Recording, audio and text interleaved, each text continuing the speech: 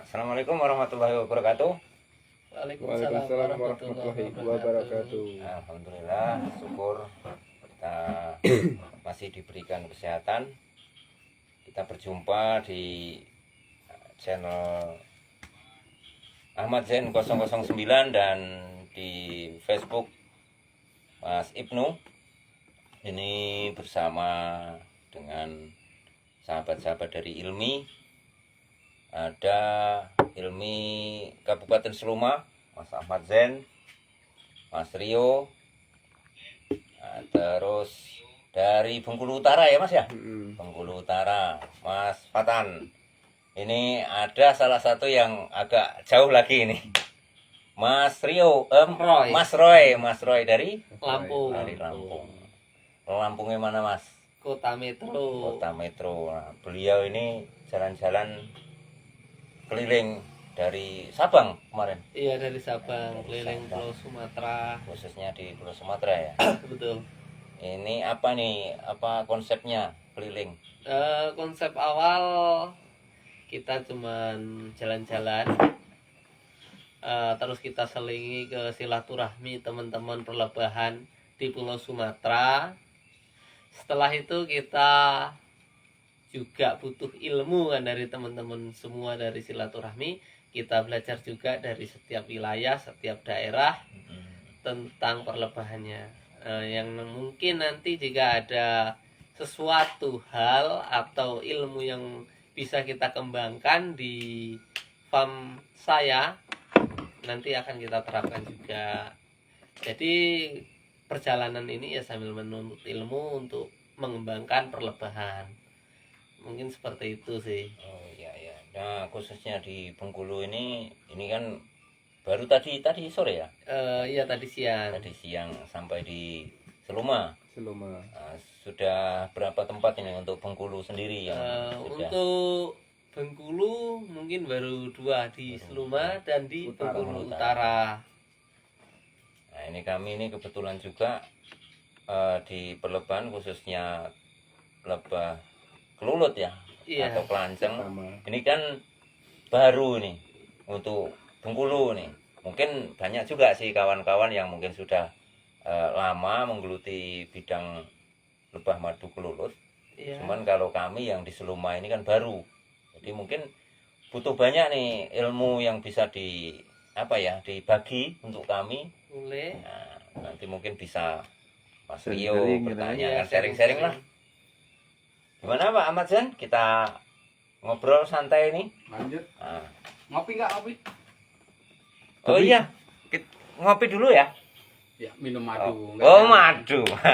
Malam ini jadi karena spesial kita kedatangan tamu dari Lampung, jadi kita minum madu. Minum madu. Nah, Ini karena madunya botol 100 ml ini. Kita orang 5 ini disuguhi botol 100 ml. Apa cukup? Keluarkan lagi, Pak. Keluarkan lagi. Jadi tas. Di Mama tas. nggak Ini. Nah, ini madu Bengkulu ya? Bukan. Breedingnya ditunjukin. Oh nanti Pak. Nanti Pak. Katanya dilarang apa bicara merek ini. Nggak apa-apa. Oh nggak apa-apa ya.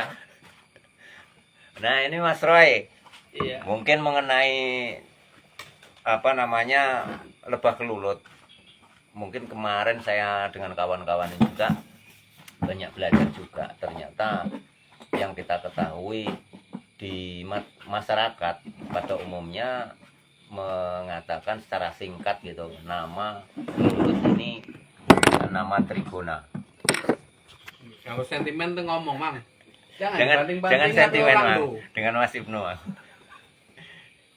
Dengan sebutan Trigona, padahal Trigona sendiri yang kita ketahui dari hasil riset itu yang asli dengan nama Trigona itu kan bukan berada di Indonesia gitu ya. Di Indonesia tuh yang kami ketahui saat ini dari hasil pembelajaran itu yang umum itu kan kayak Heterotrigona, Geniotrigona, Tetragonula dan Lepidotrigona, dan mungkin ada banyak jenis lain ya. Iya. Nah ini mungkin apa nih yang dari Mas Roy ketahui tentang hal itu?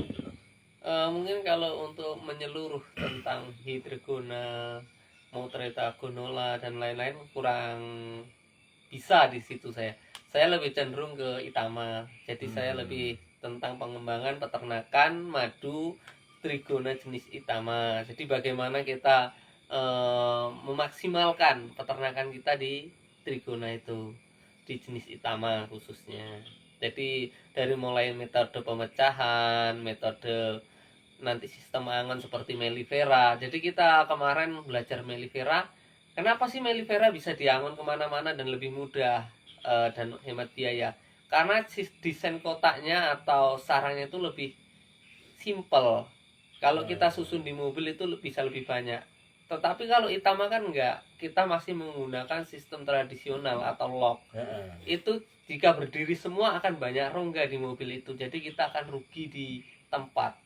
Seperti itu. Jadi nanti setelah pulang dari sini akan lebih kita kembangkan lagi untuk pola-pola desain sarang jenis Trigona Itama ini agar lebih efisien untuk kita angon, karena tidak menuntut kemungkinan kalau kita hanya mengandalkan satu lokasi, apalagi di Sumatera ini kan hutannya tropis berbagai jenis tanaman. Tapi kalau ada wilayah satu yang berbunga, di sebelah saatnya lainnya tidak berbunga, makanya nanti kita harus geser ke lokasi yang lagi berbunga agar madu itu tidak mati, akan terus panen setiap bulan kalau bisa.